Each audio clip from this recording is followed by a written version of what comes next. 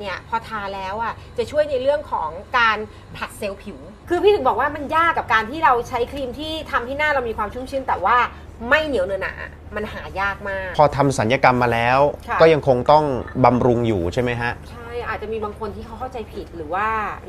เขามีอคติอะค่ะเขาก็มักจะบอกว่าไม่เชื่อหรอกไปทำหน้ามาแล้วบอกว่าทาครีมตัวนั้นดีตัวนี้ดีอ้าวแต่มันคนละเรื่องไม่ใช่หรอครับคนละเรื่องอันนี้คือมันเป็นเรื่องของการบำรุงผิวหน้าใช่